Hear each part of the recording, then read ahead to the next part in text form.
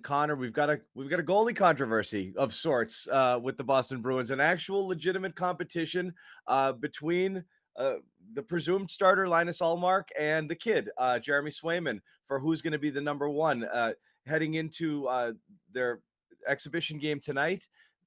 We're looking at Ullmark starting, but that doesn't necessarily mean he's got the job locked down. Yeah, no, absolutely. And if anything, this final preseason game is going to be his maybe best shot at holding on to that number one spot. If you asked me at the start of training camp who's going to get the number one nod, I would have easily said Olmark. I mean, as much as Swayman, as promising as he looked down the stretch last year, Olmark's a veteran. You handed him $20 million. Makes a lot of sense he'd get the starting nod. But I mean, Bruce Cassidy said it himself that if you look at just the baseline numbers, Swayman's been much better. He's been cutting down on rebound issues. His lateral movement's been great. Olmark hasn't exactly been that, and it's not just that OT kind of mess up he had in that game against Sure. the Rangers. It's just some of the other things, the basic eye test of the rebounds and not sealing off the posts, little things like that. That when you weigh it compared to Swayman, I think the rookie has the edge right now. Now, of course, is this the end of the world if Swayman bumps him for a start? No, it's kind of like the opening day starting pitcher in baseball, right? Like it's more of just like an honorary title. You want the veteran to have it, but what matters more is who's starting in the playoffs. And if Swayman right now gets the opening nod, doesn't mean that's going to be what it's going to be when you get to the postseason. Sure, and yes, it might be ceremonial and who starts game one, but ultimately you have an alpha usually in goaltending tandems. There's very few teams that operate with an even split. So right now the question is, who is your alpha? Who is the big game goalie? Who's the guy who would play the 60-40 split or the 65-35 split, even if you did want to share reps or you felt confident in both? And let's say there's not a ton of separation. Sure, you can ride hot hands, or you can basically come close to an even split, but usually somebody emerges. And again, throw out the contract and all of that stuff. Eye test alone from last year all the way to I mean, eye test alone, there are many people who thought Swayman should have played ahead of Tuca last year. The kid looks that good. So again, throw out everything that you know, which is rookie and unproven. This guy makes a lot of money, and we brought him in to be the starter. Eye test alone, who do you put between the pipes? Yeah, I think if you look at just eye tests, you have to go with Swayman right now based on the way he's playing. And as much as I think we've talked about all through the summer of being aware that a guy like Swayman as a rookie, he's going to hit some bumps along the road.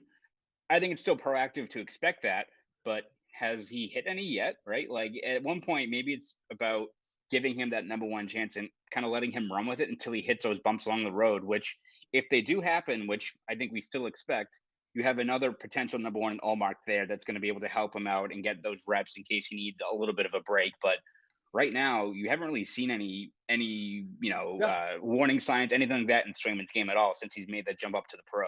Not just that, in fact, he looks so remarkably poised and calm that there's nothing rookie or shaky about his play. He's very smooth. A lot of the stuff almost looks effortless. He plays, just his lateral movement. A lot of what he does, it just doesn't look like somebody who's flipping out back there or Yeah. freaking out or too big for the moment. Now, you mentioned the money. It's a big deal, especially if you're Don Sweeney, and I wonder whether there's any pressure there, which is I kind of paid this guy to be the starter. So you kind of got to, if it's close, you kind of got to make him the starter, Butchie, don't you? Yeah, I mean, I think that definitely plays into it. That's why Cassidy at the start of camp, said Omar's the veteran, but you can kind Yeah. of read between the lines of like, oh, we're also paying this guy almost 5 million more than we're paying Swayman this year, and the optics do play into that, which I think you can get away with it a lot more when it's something as relatively inconsequential as like an opening night starter. But again, it's still, if you look at just the basic eye test, that has to be another thing you have to factor in heavily because who gives you the best chance to start off strong? Right now, it looks like Swayman. I mean, Yeah. he doesn't look like he's taken a step back at all from what you saw from last year, which, as a rookie, as a guy who you imagine teams already are getting the book on him, getting more film, that he hasn't really taken a step back at all.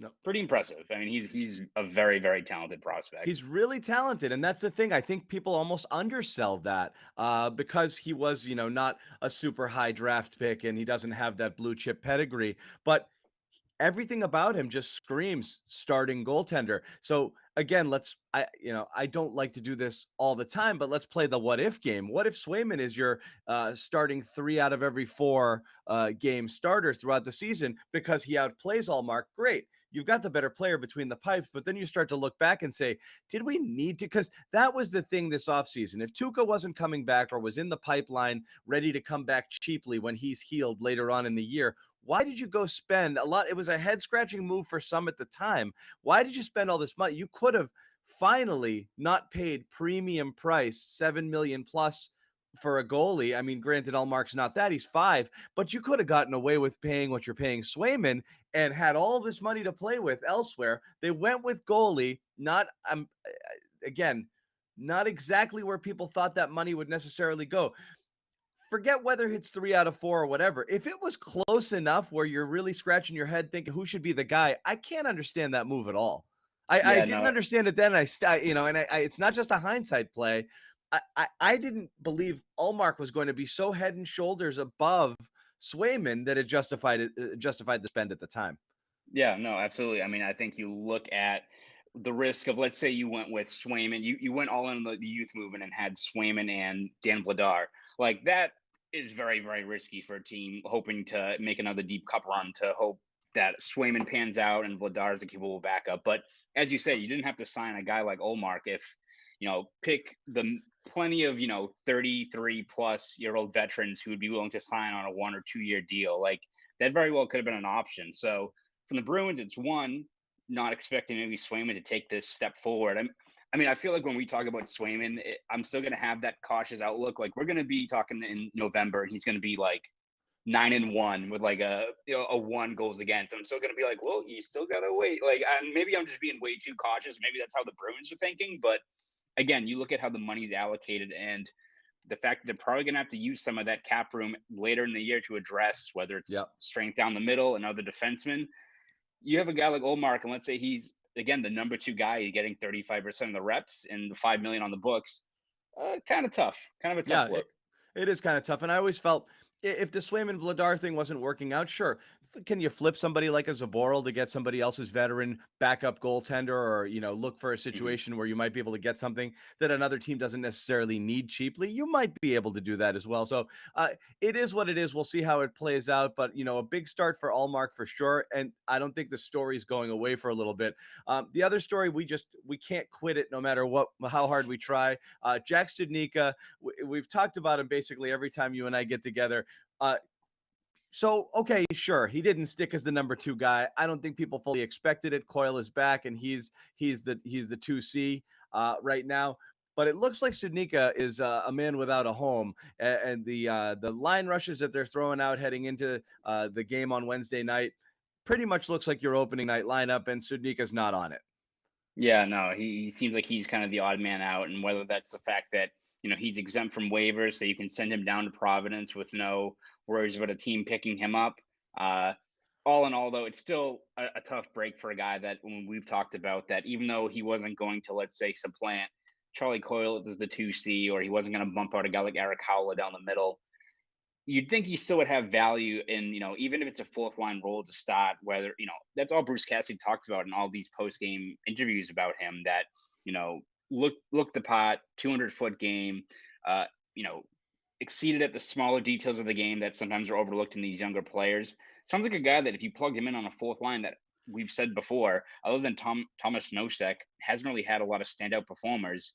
Maybe you have something there, but from the Bruins' perspective is whether it's they want to keep him down the middle or they think that top 6 reps in the AHL are more valuable than 9-10 minutes a night in the NHL. That's what they value. But you look at kind of the body of the work and what else he had to do. I mean, did he have to drop 10 points in 4 games to Right. make a spot on the team? Like it's a tough break for a guy that even from the coaching perspective seemed like they were impressed by what he showed. And look, sometimes there just isn't a job opening, and in the case of Studnicka, it appears there wasn't. So he wasn't really competing as much as he was just showing that, like, hey, I'm ready if you need me. The what I don't love about it, even if it makes sense in all the ways you mentioned, is you have situations where you put somebody into a spot when they're not necessarily ready, and that could hurt their confidence. And you're always worried about doing that. But I think the reverse, the inverse can be true here, where you have a guy who's done everything possible and deserves a shot, and you want to reward that performance. And instead, it's sorry, but we're sending you down. You wonder what kind of negative or adverse effect that could have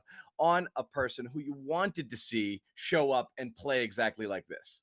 Yeah, no, absolutely. And the other prospects have talked about that, and something Brad Marchand alluded to, the fact that sometimes it's discouraging when you're a guy like, even let's say a Jakob Lauko, who had a pretty solid camp, that he looks at the depth chart, and even though he's putting together good shifts in a preseason game, looks at the lineup in front of him like, how am I going to crack this group when you've got legit NHLers all over the place? I mean, it has to be discouraging for these guys. And the Bruins preach, internal competition and the value of that, but at one point, like, how much do you need a guy to succeed down the AHL? Do you need them to Right. be like all pro players? Like, sometimes you just need a guy who gets an opportunity and they run with it. I mean, look at like Mo Lewis and Tom Brady in that situation. Not to Sure. compare that Jakob Lago is going to be that, but sometimes you just need a break to get that spot. And sometimes guys look better up in the NHL than they do in the AHL. Doesn't happen Exactly. all the time, but Yeah. sometimes you just need that shot, and that hasn't really been afforded based on what this lineup is. You need it. You for some reason you're right. Some people need to play up. I'm going to cross sports reference, but I remember this happened to Clay Buchholz soon Hmm. after